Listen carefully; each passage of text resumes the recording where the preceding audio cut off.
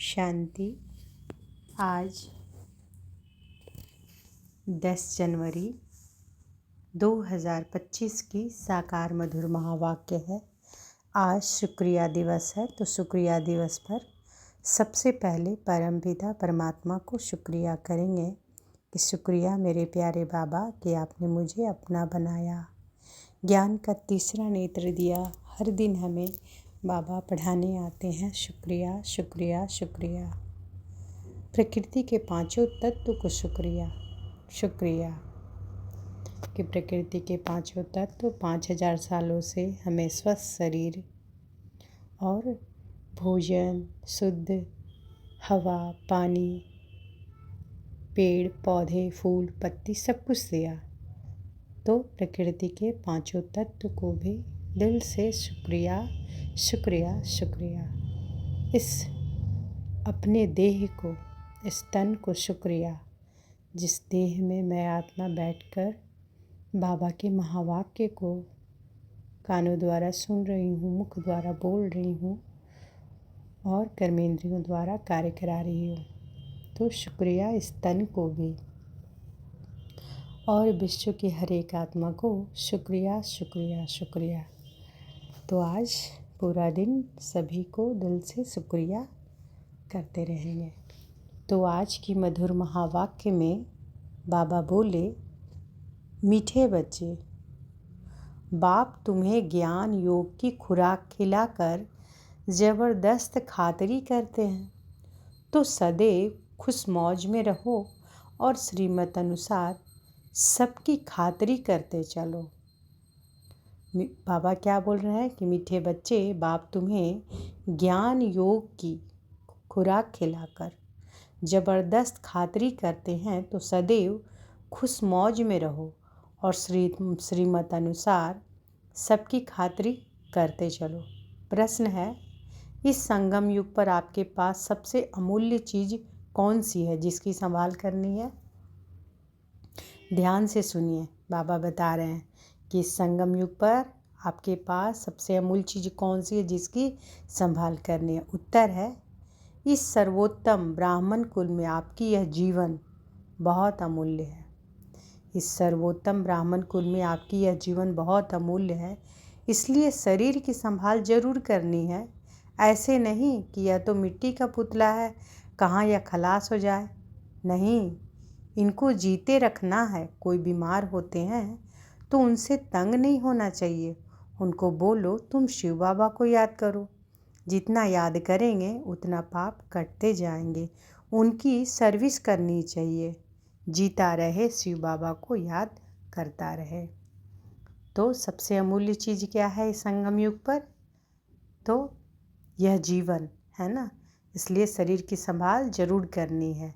ऐसा नहीं किया तो मिट्टी का पुतला है, कहाँ यह खलास हो जाए। नहीं, बाबा कहते हैं इनको जीते रखना है।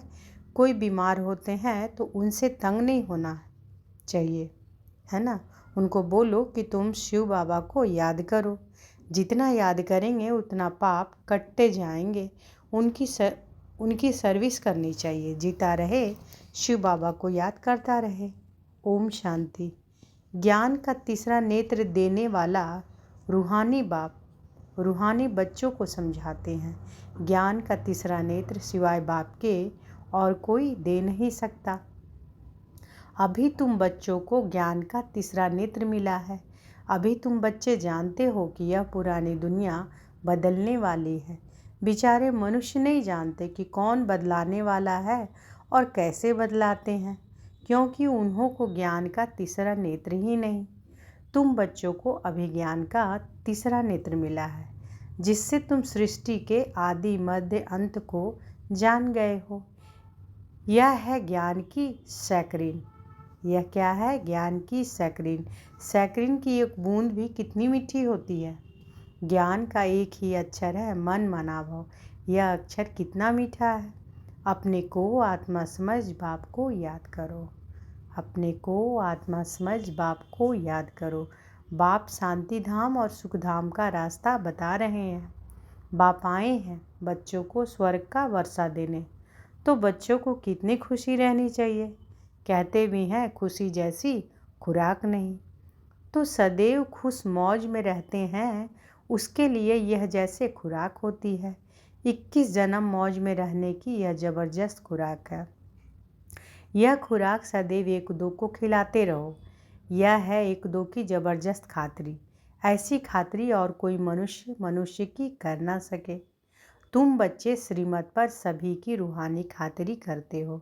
सच्ची सच्ची खुश खैरापत भी यह है कि किसी को बाप का परिचय देना। मीठे बच्चे जानते हैं, बेहद के बाप द्वारा हमको जीवन मुक्ति की सौगात मिलती है। सतयुग में भारत जीवन मुक्त था, पावन था। बाप बहुत बड़ी ऊंची खुराक देते हैं, तब तो गायन है। अतीन्द्रिय सुख पूछना हो तो गोप गोपियों से पूछो। यह ज्ञान और योग की कितनी फर्स्ट क्लास वंडरफुल खुराक है। और यह खुराक एक ही रूहानी सर्जन के पास है और किसी को इस खुराक का मालूम ही नहीं है। बाप कहते हैं, मीठे बच्चों, तुम्हारे लिए तिरी यानी हथेली पर सौगात ले आया हूँ। मुक्ति, जीवन मुक्ति की यह सौगात मेरे पास ही रहती है। कल्प कल्प मैं ही आकर तुमको यह सौगात देता हूँ, फिर रावण छीन लेता है।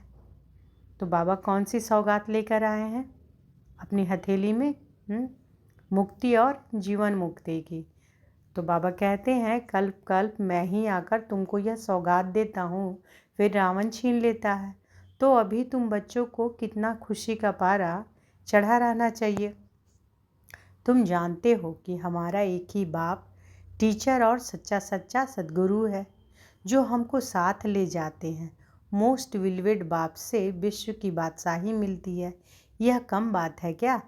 बच्चों को सदैव हर्षित रहना चाहिए। Godly student life is the best. Godly student life is the best. यह अभी का ही गायन है ना। फिर नई दुनिया में तुम सदैव खुशियाँ मनाते रहेंगे। दुनिया नहीं जानती कि सच्ची सच्ची खुशियाँ कब मनाई जाएंगी। मनुष्यों को तो सतयुग का ज्ञान ही नहीं है, तो यहाँ ही मनाते रहते हैं। परंतु इस पुरानी तमो प्रधान दुनिया में खुशी कहाँ से आई? यहाँ तो त्राही त्राही करते रहते हैं। कितना दुख की दुनिया है। बाप तुम बच्चों को कितना सहज रास्ता बताते हैं। गृहस्थ व्यवहार में रहते कमल फूल समान रहो। धंधा धोरी आदि करते भी मुझे याद करते रहो। जैसे आशिक और माशूक होते हैं, वह तो एक दो को याद करते रहते हैं। वह उनका आशिक, वह उनका माशूक होता है। यहाँ यह बात नहीं है। यहाँ तो तुम सभी एक माशूक के जन्म जन्मांतर से आशिक रहे हो। बाप तुम्हारा कभी आशिक नहीं बनता। तुम उस माशूक को आने के लिए याद करते आए हो। जब दुख जास्ती होता है तो जास्ती सुमिरन करते हो। तब तो गायन भी है, दुख में सुमिरन सब करे, सुख में करे न कोई। इस समय जैसे बाप सर्वशक्तिमान है, दिन प्रतिदिन माया भी सर्वशक्तिमान तमो प्रधान होती जाती है। इसलिए अब बाप कहते हैं, मीठे बच्चे, देही अभिमानी बनो। अपने को आत्मा समझ मुझ बाप को याद करो और साथ साथ दैवी गुण भी धारण करो। तुम ऐसे लक्ष्मी नारायण बन जाएंगे। इस पढ़ाई में मुख्य बात है ही याद की। ऊंचे ते ऊंच बाप को बहुत प्यार स्नेह से याद करना चाहिए। वह ऊंचे ते ऊंच बाप ही नई दुनिया स्थापन करने वाला है। बाप कहते हैं कि मैं आया हूँ तुम बच्चों को विश्व का मालिक बनाने, इसलिए अब मुझे याद करो तो तुम्हारे अनेक जन्मों के पाप कट जाएंगे। पतित पावन बाप कहते हैं कि तुम बहुत पतित बन गए हो, इसलिए अब तुम मुझे याद करो तो तुम पावन बन और पावन दुनिया के मालिक बन जाएंगे। पतित पावन बाप को ही बुलाते हैं ना। अब बाप आए हैं तो ज़रूर पावन बनना पड़े। बाप दुख हरता सुख करता है। बरोबर सतयुग में पावन दुनिया थी तो सभी सुखी ही थे। अब बाप फिर से कहते हैं, बच्चे, शांति धाम और सुखधाम को याद करते रहो। अभी है संगम युग। खिवैया तुमको इस पार से उस पार ले जाते हैं। नैया कोई एक नहीं, सारी दुनिया जैसे एक बड़ा जहाज है, उनको पार ले जाते हैं। खिवैया कौन है? परमपिता परमात्मा है ना। हम सबों की जीवन की नैया का खिवैया कौन है? परमपिता परमात्मा। तुम मीठे बच्चों को कितनी खुशियाँ होनी चाहिए। तो बाबा क्या कह रहे हैं कि नैया कोई एक नहीं है ना, सारी दुनिया जैसे एक बड़ा जहाज है। ये सारी दुनिया क्या है, बड़ा जहाज, और उसको पार ले जाने वाला कौन है, सर्वशक्तिमान परमपिता परमात्मा शिव बाबा है ना। तो बाबा कहते हैं तुम मीठे बच्चों को कितनी खुशियाँ होनी चाहिए, तुम्हारे लिए तो सदैव खुशी ही खुशी है। बेहद का बाप हमको पढ़ा रहे हैं। वाह, यह तो कभी न सुना न पढ़ा। भगवान आज मैं तुम रूहानी बच्चों को राजयोग सिखा रहा हूँ, तो पूरी रीति सीखना चाहिए, धारणा करनी चाहिए, पूरी रीति पढ़ना चाहिए। पढ़ाई में नंबरवार तो सदैव होते ही हैं। अपने को देखना चाहिए कि मैं उत्तम हूँ, मध्यम हूँ, कनिष्ठ हूँ। तो अपने आप को देखेंगे कि मैं कौन हूँ, मैं उत्तम हूँ, मध्यम हूँ या कनिष्ठ हूँ। बाप कहते हैं कि अपने को देखो कि मैं उच्च पद पाने के लायक हूँ, रूहानी सर्विस करता हूँ। क्योंकि बाप कहते हैं कि बच्चे सर्विसेबल बनो, फॉलो करो। मैं आया ही हूँ सर्विस के लिए, रोज़ सर्विस करता हूँ, इसलिए ही तो यह रथ लिया है। इनका रथ बीमार पड़ जाता है तो मैं इनमें बैठ मुरली लिखता हूँ। तो बाबा क्या बोल रहे हैं, बाबा बोल रहे हैं ब्रह्मा बाबा के बारे में कि बाबा को कि ब्रह्मा बाबा जब ब्रह्मा बाबा बीमार हो जाते हैं तो बाबा क्या करते हैं, उनके तन में बैठकर मुरली लिखते हैं। बाबा कहते हैं मुख से तो बोल नहीं सकते तो मैं लिख देता हूँ ताकि बच्चों के लिए मुरली मिस ना हो। तो मैं भी सर्विस पर हूँ ना, यह है रूहानी सर्विस। तो तुम बच्चे भी बाप की सर्विस में लग जाओ, ऑन गॉड फादरली सर्विस। जो अच्छा पुरुषार्थ करते हैं, अच्छी सर्विस करते हैं, उनको महावीर कहा जाता है। तो महावीर किसको बाबा कह रहे हैं, जो अच्छी सर्विस करते हैं, है ना, जो अच्छा पुरुषार्थ करते हैं, अच्छी सर्विस करते हैं, उनको महावीर कहा जाता है। देखा जाता है कि कौन महावीर हैं, जो बाबा के डायरेक्शन पर चलते हैं। बाप का फरमान है, बाबा का फरमान है। क्या फरमान है, अपने को आत्मा समझ, भाई भाई देखो, इस शरीर को भूल जाओ। बाबा भी शरीर को नहीं देखते हैं। बाप कहते हैं कि मैं आत्माओं को देखता हूँ, बाकी यह तो ज्ञान है कि आत्मा शरीर बिगर बोल नहीं सकती। वाकई यह तो ज्ञान है कि आत्मा शरीर बिगर बोल नहीं सकती। मैं भी इस शरीर में आया हूँ, लोन लिया हुआ है। शरीर साथ ही आत्मा पढ़ सकती है। बाबा की बैठक यहाँ भ्रिकुटी में है। यह है अकाल तख्त, आत्मा अकाल मूर्त है। तो बाबा क्या कह रहे हैं कि मैं भी आत्माओं को देखता हूँ, बाकी यह जो ज्ञान है वह आत्मा जो है शरीर बिगर तो बोल नहीं सकती। तो बाबा कहते हैं कि मैं भी इस शरीर में आया हूँ, लोन लिया हुआ है। यानी ब्रह्मा बाबा के शरीर को बोल रहे हैं कि मैं भी इस शरीर में आया हूँ, लोन लिया हुआ है। शरीर साथ ही आत्मा पढ़ सकती है। बाबा की बैठक कहाँ है, यहाँ भ्रिकुटी में है। भ्रिकुटी दोनों आईब्रो के बीच को बोलते हैं। यह है अकाल तख्त, आत्मा अकाल मूर्त है। आत्मा कब छोटी बड़ी नहीं होती, आत्मा कभी भी छोटी बड़ी नहीं होती, शरीर छोटा बड़ा होता है। जो भी आत्माएं हैं उन सभी का तख्त यह भ्रिकुटी है। शरीर तो सभी के भिन्न भिन्न होते हैं। किसी का अकाल तख्त पुरुष का है, किसी का अकाल तख्त स्त्री का है, किसी का अकाल तख्त बच्चे का है। बाप बैठ बच्चों को रूहानी ड्रिल सिखलाते हैं। जब कोई से बात करो तो पहले अपने को आत्मा समझो। तो बाबा ड्रिल सिखा रहे हैं। बाबा कहते हैं जब भी किसी से बात करो तो पहले अपने को क्या समझना है कि मैं कौन हूँ, मैं आत्मा हूँ। मैं क्या ये देह नहीं है ना, अपने आप को आत्मा समझना है कि मैं आत्मा हूँ। हम आत्मा फलाने भाई से बात करते हैं। तो बाबा कहते हैं कि जब कोई से बात करो तो पहले अपने को आत्मा समझो। हम आत्मा फलाने भाई से बात करते हैं। बाप का पैगाम देते हैं कि शिव बाबा को याद करो, याद से ही जंग उतरनी है। सोने में जब अलाय पड़ती है तो सोने की वैल्यू भी कम हो जाती है। तुम आत्माओं में भी जंग पड़ने से तुम वैल्यूलेस हो गए हो। तुम आत्माओं में भी जंग पड़ने से तुम वैल्यूलेस हो गए हो। अब फिर पावन बनना है। तुम आत्माओं को अब ज्ञान का तीसरा नेत्र मिला है। उस नेत्र से अपने भाइयों को देखो। भाई भाई को देखने से कर्मेंद्रियां चंचल नहीं होंगी। राज्य भाग लेना है, विश्व का मालिक बनना है तो यह मेहनत करो। भाई भाई समझ सभी को ज्ञान दो। तो फिर यह टेव, टेव यानी आदत, तो यह फिर आदत पक्की हो जाएगी। सच्चे सच्चे ब्रदर्स तुम सभी हो। बाप भी ऊपर से आए हैं, तुम भी आए हो। बाप बच्चों सहित सर्विस कर रहे हैं। सर्विस करने की बाप हिम्मत देते हैं। हिम्मते बच्चे मददे बाप। तो सर्विस करने के लिए बाबा हिम्मत देते हैं। बाबा क्या कहते हैं? हिम्मते बच्चे मददे बाप। तो यह प्रैक्टिस करनी है कि मैं आत्मा भाई को पढ़ाता हूँ। आत्मा पढ़ती है ना, इसको स्पिरिचुअल नॉलेज कहा जाता है, जो रूहानी बाप से ही मिलती है। संगम पर ही बाप आकर यह नॉलेज देते हैं कि अपने को आत्मा समझो। तुम नंगे आए थे, फिर यहाँ शरीर धारण कर तुमने 84 जन्म पाठ बजाया। अब फिर वापस चलना है, इसलिए अपने को आत्मा समझ भाई भाई की दृष्टि से देखना है। यह मेहनत करनी है, अपनी मेहनत करनी है, दूसरे में हमारा क्या जाता है। तो बाबा क्या कह रहे कि यह मेहनत करनी है कि संगम पर ही बाबा आकर यह नॉलेज देते हैं कि अपने को आत्मा समझो। तुम नंगे आए थे, फिर यहाँ शरीर धारण कर तुमने 84 जन्म पाठ बजाया है। अब फिर वापस चलना है, इसलिए अपने को आत्मा समझ भाई भाई की दृष्टि से देखना है।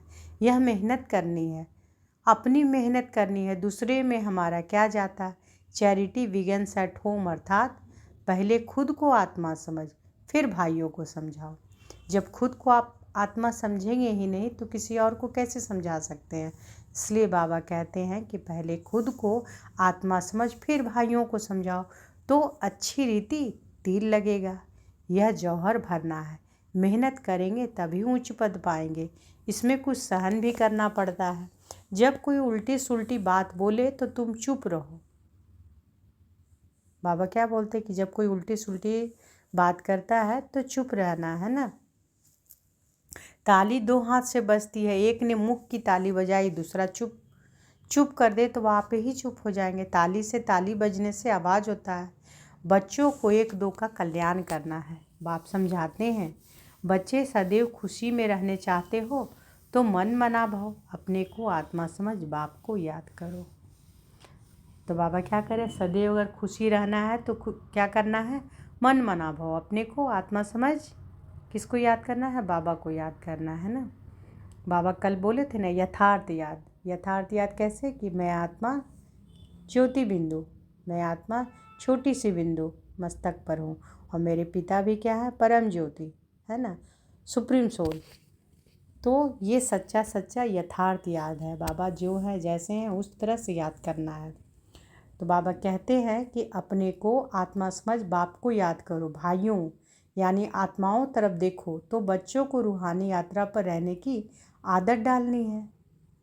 तुम्हारे ही फायदे की बात है। बाप की शिक्षा भाइयों को देनी है। बाप कहते हैं मैं तुम आत्माओं को ज्ञान दे रहा हूँ, आत्मा को ही देखता हूँ। मनुष्य से बात करेंगे तो उनके मुंह को देखेंगे ना।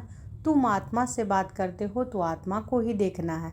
भल शरीर द्वारा ज्ञान देते हो, परंतु इसमें शरीर का भान तोड़ना होता है। तुम्हारी आत्मा समझती है परमात्मा बाप हमको ज्ञान दे रहे हैं। तो हम सब समझ रहे हैं ना कि हमें पढ़ाने वाला कौन है? परमात्मा, परमपिता परमात्मा। तो वही बाबा कहते हैं कि तुम्हारी आत्मा समझती है ना कि परमात्मा बाप हमको ज्ञान दे रहे हैं। बाप भी कहते हैं कि आत्माओं को देखता हूँ, आत्माएं भी कहती हैं हम परमात्मा बाप को देख रहे हैं, उनसे नॉलेज ले रहे हैं। इसको कहा जाता है स्पिरिचुअल ज्ञान की लेन देन, आत्मा की आत्मा के साथ। आत्मा में ही ज्ञान है, आत्मा को ही ज्ञान देना है। यह जैसे जौहर है, तुम्हारे ज्ञान में यह जौहर भर जाएगा तो किसी को भी समझाने से झट तीर लग जाएगा। बाप कहते हैं प्रैक्टिस करके देखो, तीर लगता है ना। यह नई टेव यानी नई आदत डालनी है, तो फिर शरीर का भान निकल जाएगा। माया के तूफान कम आएंगे, बुरे संकल्प नहीं आएंगे, क्रिमिनल आई भी नहीं रहेगी। हम आत्मा ने 84 का चक्र लगाया, अब नाटक पूरा होता है। अब बाबा की याद में रहना है ना। याद से ही तमो प्रधान से सतो प्रधान बन सतो प्रधान दुनिया के मालिक बन जाएंगे। कितना सहज है। बाप जानते हैं कि बच्चों को यह शिक्षा देना भी मेरा पाठ ही है। बाप जानते हैं कि बच्चों को यह शिक्षा देना भी मेरा पाठ ही है। कोई नई बात नहीं, हर 5000 वर्ष बाद हमको आना होता है। मैं बंधायमान हूँ, बच्चों को बैठ समझाता हूँ, मीठे बच्चे रूहानी याद की यात्रा में रहो तो अंत मते सुगति हो जाएगी। यह अंत काल है ना, मामेकम याद करो तो तुम्हारी सदगति हो जाएगी। याद की यात्रा से पाया मजबूत हो जाएगा। याद की यात्रा से क्या होगा? पाया मजबूत हो जाएगा। यह देही अभिमानी बनने की शिक्षा एक ही बार तुम बच्चों को मिलती है। कितना वंडरफुल ज्ञान है। बाबा वंडरफुल है तो बाबा का ज्ञान भी वंडरफुल है। कब कोई बता न सके। अभी वापस चलना है, इसलिए बाप कहते हैं मीठे बच्चे यह प्रैक्टिस करो। तो बाबा क्या कह रहे हैं कि अभी वापस चलना है, इसलिए बाप कहते हैं मीठे बच्चों यह प्रैक्टिस करो। अपने को क्या प्रैक्टिस करना है कह रहे हैं बाबा? अपने को आत्मा समझ, आत्मा को ज्ञान दो। तीसरे नेत्र से भाई भाई को देखना है, यही बड़ी मेहनत है। यह है तुम ब्राह्मणों का सर्वोत्तम उच्च से उच्च कुल। इस समय तुम्हारा जीवन अमूल्य है, इसलिए इस शरीर की भी संभाल करनी है। तमो प्रधान होने के कारण, बाबा बोलते हैं तमो प्रधान होने कारण शरीर की आयु भी कम होती गई है। अब तुम जितना योग में रहेंगे उतना आयु बढ़ेगी। तुम्हारी आयु बढ़ते बढ़ते 150 वर्ष हो जाएगी सतयुग में। इसलिए शरीर की भी संभाल करनी है। ऐसे नहीं कि यह तो मिट्टी का पुतला है, कहाँ यह खलास हो जाए। नहीं, इनको जीते रखना है। यह अमूल्य जीवन है ना। कोई बीमार होते हैं तो उनसे तंग नहीं होना चाहिए। उनको भी बोलो कि शिव बाबा को याद करो। जितना याद करेंगे उतना उनके पाप कटते जाएंगे। उनकी सर्विस करनी चाहिए। जीता रहे, शिव बाबा को याद करता रहे। यह समझ तो रहती है ना, हम बाबा को याद करते हैं। बाबा कह रहे हैं कि यह समझ तो रहती है ना कि हम बाबा को याद करते हैं। आत्मा याद करती है बाप से वर्षा पाने के लिए। अच्छा, अब बाबा का याद प्यार लीजिए। मीठे मीठे सिकी लदे बच्चों प्रति नंबरवार पुरुषार्थ अनुसार माता पिता बाप दादा का याद प्यार और गुड मॉर्निंग। रूहानी बाप की रूहानी बच्चों को नमस्ते। हम सब रूहानी बच्चों की रूहानी माता पिता बाप दादा को याद प्यार, गुड मॉर्निंग और नमस्ते नमस्ते नमस्ते। शुक्रिया बाबा, शुक्रिया। धारणा के लिए मुख्य सार आज धारणा करने के लिए बाबा कह रहे हैं। पहला है, अपने को देखो कि मैं पुरुषार्थ में उत्तम हूँ, मध्यम हूँ या कनिष्ठ हूँ। तो अपनी पुरुषार्थ को देखना है कि मैं पुरुषार्थ में कैसा हूँ, उत्तम हूँ, मध्यम हूँ या कनिष्ठ हूँ। मैं उच्च पद पाने के लायक हूँ, मैं रूहानी सर्विस करता हूँ। तो ये अपने आप को देखना है।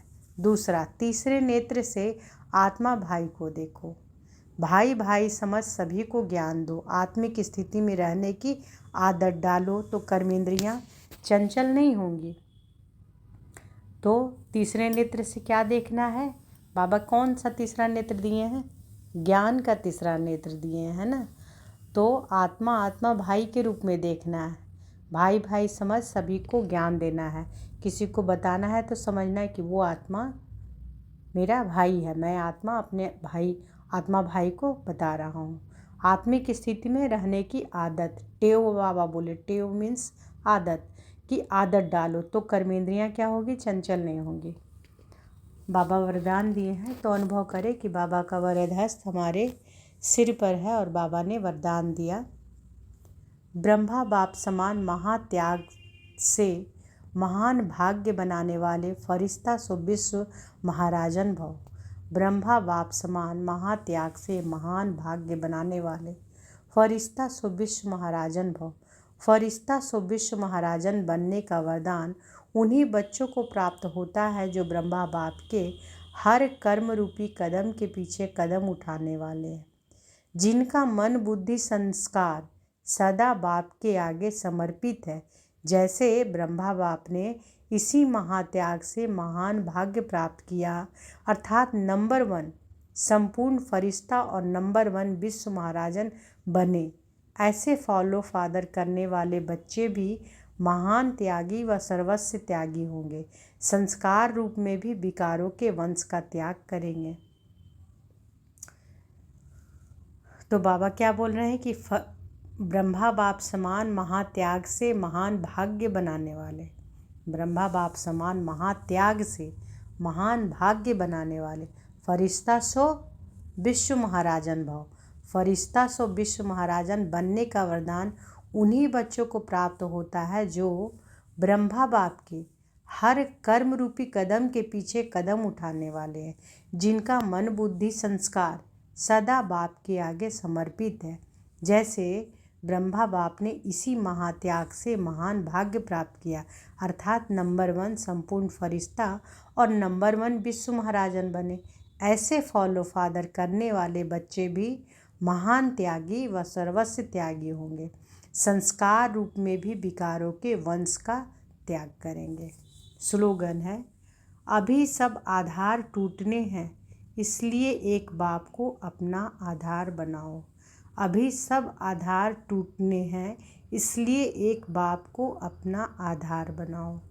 आज के अव्यक्त इशारे हैं, अपनी शक्तिशाली मनसा द्वारा सकाश देने की सेवा करो।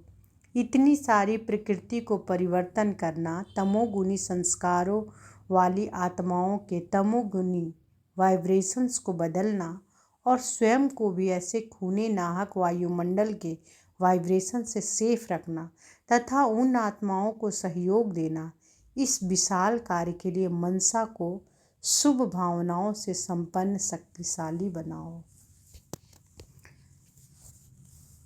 तो बाबा क्या कह रहे हैं, अव्यक्त इशारे क्या दिए हैं कि इतनी सारी प्रकृति को परिवर्तन करना, तमोगुनी संस्कार वाली आत्माओं के तमोगुनी वाइब्रेशंस को बदलना और स्वयं को भी ऐसे खूने नाहक वायुमंडल के वाइब्रेशन से सेफ रखना तथा उन आत्माओं को सहयोग देना, इस विशाल कार्य के लिए मनसा को शुभ भावनाओं से संपन्न शक्तिशाली बनाओ, है ना।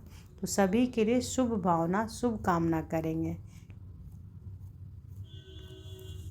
तो आज की मधुर महावाक्य में बाबा क्या क्या बोले। बाबा बोले कि तुम्हें ज्ञान योग की खुराक खिलाकर, बाप तुम्हें ज्ञान योग की खुराक खिलाकर जबरदस्त खातरी करते हैं, तो सदैव खुश मौज में रहो और श्रीमत अनुसार सबकी खातरी करते चलो। और बाबा ने क्या कहा कि संगम युग पर आपके पास सबसे अमूल्य चीज़ कौन है,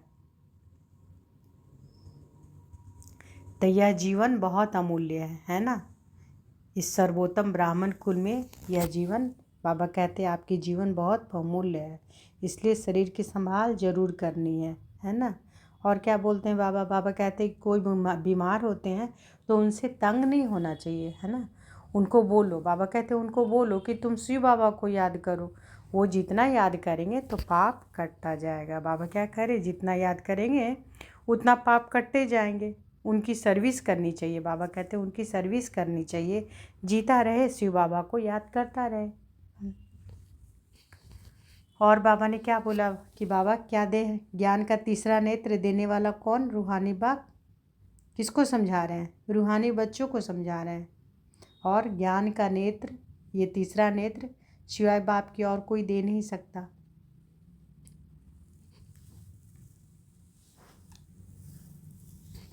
तो बाबा कहते हैं कि मनुष्य नहीं जानते कि कौन बदलाने वाला और कैसे बदलाते हैं, क्योंकि उन्हों को ज्ञान का तीसरा नेत्र ही नहीं है। बाबा कहते हैं तुम बच्चों को अभी ज्ञान का तीसरा नेत्र मिला है, जिससे तुम सृष्टि के आदि मध्य अंत को जान गए हो। और यह है क्या है, ज्ञान की, ये क्या है, ज्ञान की सैक्रीन। सैक्रीन क्या होता है, उसका एक बूंद भी बहुत मीठा होता है। तो बाबा कहते हैं कि ज्ञान का एक ही अक्षर है, मन मना भव। यह अक्षर कितना मीठा है, अपने को आत्मा समझ बाप को याद करो। बाप शांति धाम और सुख धाम का रास्ता बता रहे हैं, है ना। और फिर बाबा क्या लेकर आए हैं बाबा कौन सी सौगात लेकर आए हैं? मुक्ति और जीवन मुक्ति, है ना। अपनी हथेली पर बाबा सौगात लेकर के आए हैं, मुक्ति और जीवन मुक्ति की सौगात। बाबा कहते हैं कि कल्प कल्प मैं ही आकर तुमको यह सौगात देता हूँ, फिर रावण छीन लेता है। तो अभी तुम बच्चों को कितना खुशी का पारा चढ़ा रहना चाहिए। बाबा कहते तुम जानते हो कि हमारा एक ही बाप टीचर और सच्चा सच्चा सतगुरु है। तो godly student life is the best, godly student life is the best, यह अभी का ही गायन है ना। और धारणा करने के लिए क्या क्या बाबा बोले कि अपने को देखो कि मैं पुरुषार्थ में उत्तम हूँ, मध्यम हूँ या कनिष्ठ हूँ, उच्च पद पाने लायक हूँ, मैं रूहानी सर्विस करता हूँ, ये सब देखना है।